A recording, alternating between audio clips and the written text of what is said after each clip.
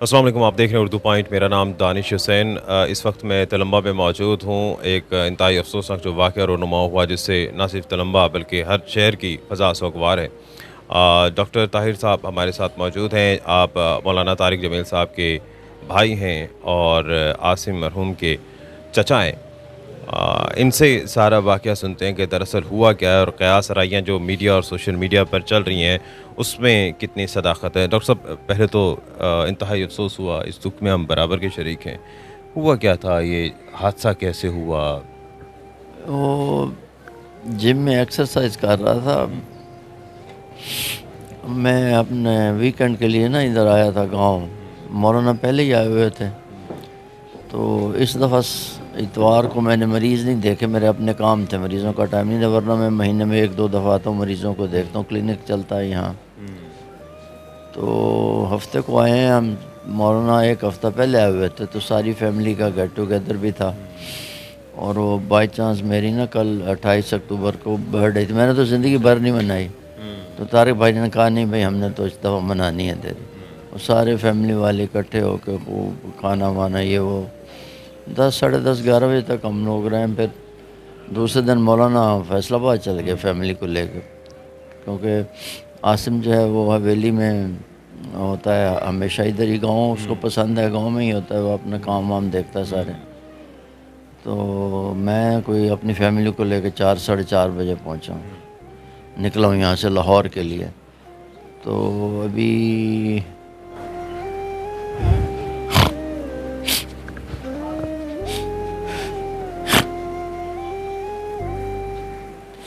راوی tool plaza پہ خبر آئی کہ اس کو گولی لگی۔ نہیں پتا تھا کیسے۔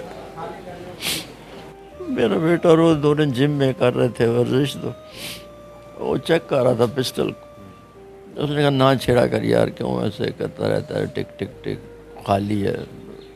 عاصم کہتا خالی یار، میں دیکھ رہا ہوں، چیک کر رہا ہوں کہ خالی ہے یا اس میں کچھ ہے۔ وہ بدبخت اس میں ایک بلیٹ پھرتی تھی۔ وہ چیک کرتا کرتا اس ڈائریکشن میں کر رہا تھا نا کہ وہ جب فورس لگی ہے تو سیدھا ادھر آ کے مس فائر ہو گیا شاید۔ مس فائر، ادھر ہی اس کے موقع پہ ڈیتھ ہو۔ حالانکہ ہنسی خوشی آرام سے دونوں بھائی ایکسرسائز کر رہے ہیں۔ ماموں کا بیٹا بھی، شام کو ساروں کی اکٹھی میٹنگ ہوتی ہے ہماری حویلی میں، جہاں زیب راضی ہو گیا، یہ میرا بیٹا ہو گیا، میرے عارفین بھی ساتھ تھے۔ عارفین ہو گیا، پھر وہ میری بہن کا بیٹا ہے ادھر سے جوسا گاؤں ہے، اس سے آ جاتا ہے، تو خوب ان کی محفل جمتی ہے۔ ہمارے وہم و گمان میں نہیں تھا، اب اس کو کوئی رنگ دے دے تو کیا کیا جا سکتا۔ نہ اس سے کبھی کسی کو جھگڑتا تھا، نہ لڑتا تھا، بڑا سخی طبیعت کا بندہ تھا اور بڑا اوبیڈینٹ، کبھی اونچی آواز میں نہیں کسی سے بات کی، سب رعایا نوکر اس سے خوش تھے۔ کوئی برادری کا بندہ اس سے گلہ نہیں کر سکتا کہ اس نے، میرے سے تو لوگوں کو پھر بھی ہیں، اس سے کسی کو کوئی گلہ نہیں۔ اور ہمیشہ یہیں پہ گاؤں میں رہنا وہ پسند کرتے، سادہ گاؤں کو طبیعت۔ بہت بہت پسند کرتا تھا گاؤں کو، بڑی نفیس طبیعت کا تھا، بڑا انجینئرنگ مائنڈ اللہ نے دیا ہوا تھا۔ ڈپریشن کا پیشنٹ تھا وہ، انگزائٹی ڈپریشن بڑی سویر تھی اس کو، تو لیکن انجینئرنگ مائنڈ تھا اس کا، اتنی اچھی اس نے یہاں انڈسٹری بنائی، یہ آگے ایگریکلچر انسٹرومنٹ کی ایسی لیٹسٹ انڈسٹری اس نے بنائی ہے، اور ساری اس نے کمپیوٹرائز کر کے، اور سارا امپورٹڈ لیول پہ جو چیزیں بنتی ہیں اس لیول کی لے گیا وہ، بس ختم ہو گیا اچانک ہی سب۔ قسمت میں یہی تھا۔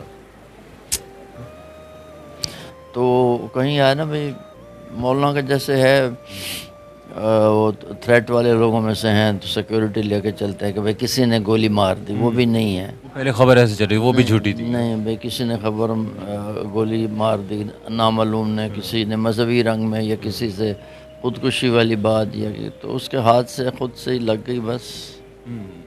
اچھا، یہ انزائٹی یا ڈپریشن کے چونکہ وہ پیشنٹ بھی تھے، اس سے جوڑا جا رہا ہے کہ ہو سکتا ہے شاید اس وجہ سے انہوں نے خود کو گولی ماری ہے، یہ کیوں اس طرح کا بنایا ساتھ جائے؟ ایک دوسرے کی ایکسرسائز بھی کر رہے تھے، ہنس کھیل رہے تھے۔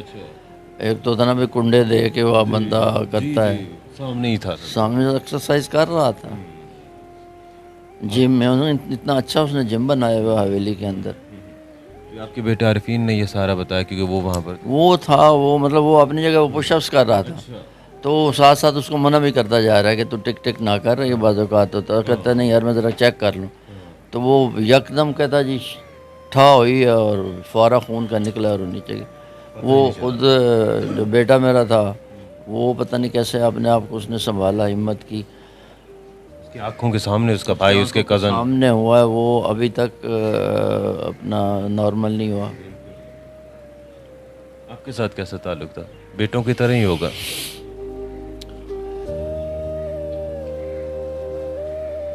ہماری تو سارا اسی کا دم قدم سے پیچھے رونق تھی، کیونکہ مولانا فیصل آباد یا ادھر ادھر سفر میں لاہور میں، تو پیچھے آباد اسی نے رکھی ہوئی تھی حویلی۔ جی ڈاکٹر صاحب، اللہ تعالیٰ آپ کو صبر جمیل عطا فرمائے۔ جی آپ کچھ کہنا چاہتے ہیں؟ جی مجھے سعادت مل گئی ایک مولانا کی محبت کی وجہ سے کہ میں نے اسے غسل، جو اس کی ساری جو ٹیم تھی اس میں رنجا صاحب ہیں، میڈیکل سپرنٹینڈنٹ ہوتے تھے میو ہاسپٹل کے، پھر ہمارے ڈائریکٹر جنرل ہیلتھ بھی رہے ہیں، ریٹائر ہیں اب تو۔ مولانا سے بڑا پرانا 90s سے تعلق چل رہا ہے ان کا۔ اچھا تجھے غسل ہمارے جی، تو چونکہ میں تقریباً 40 سال میں کئی ہزار لوگوں کی ڈیتھ میں نے آبزرو کی ہے، تو آج میرے لیے بالکل ایک عجیب سی نئی کیفیت بنی کہ جس وقت خالہ عاصم کو ہم کتنی دفعہ پہلے بھی ملے، جتنا نور آج میں نے اس مردے کے چہرے پر دیکھا ہے میری 40 سال کی زندگی میں مجھے ایسا نظر نہیں آیا۔ اس لحاظ سے میرا ایک اپنا یہ میری آبزرویشن ہے، اس آبزرویشن کی بنیاد پر میں یہ کہہ سکتا ہوں کہ اللہ رب العزت نے اس کو کیسے سکون، تو یہ ساری جو افواہیں ہیں نا اس دائیں بائیں والی، وہ ساری افواہیں کم سے کم آج صبح جب ہم نے غسل دیا تو اس وقت ساری افواہیں ختم ہو گئی۔ ختم ہو گیا۔ ہاں مطلب لگ ہی نہیں رہا کہ یہ ڈیڈ باڈی پڑی، یہ اسمائلنگ فیس اس کا، ورنہ انگزائٹی ٹینشن آ لیکن ایسے ہو جاتی ہیں، مٹھیاں بچھی ہوتی ہیں، چہرہ اسٹریچ ہو جاتا ہے۔ ظاہر ہے آپ تو ویسے میڈیکل کو جانتے ہیں اچھی طرح سے۔ جی اللہ تعالیٰ صبر دے آپ کو۔ مجھے بھی پہلے شک پڑا اس طرح کا، لیکن پھر جب میں پہنچا مجھے کافی ڈی پی او صاحب کا فون آیا، میں نے کہا جی مجھے نہیں معلوم، پہنچوں گا تو پتہ چلے گا کہ ہوا کیا ہے۔ اچھا اس کا مطلب ہے کہ جو افواہیں پھیلی ہیں وہ کسی نے جان بوجھ کے نہیں پھیلائی، شاید وہ ایک سینیریو ایسا بن گیا کہ اس وجہ سے وہ خبر اسی طرح آگے اس طرح پھیلتی کے بعد میں واقعات میں کئی ریومر پھیل جاتے ہیں، دانستہ طور پر کسی نے یہ نہیں کیا ہوگا۔ کچھ لوگ دانستہ طور پر بھی کرتے ہیں۔ بہت شکریہ جی، دانش حسین کو اجازت دیجیے، اللہ نے کے پان۔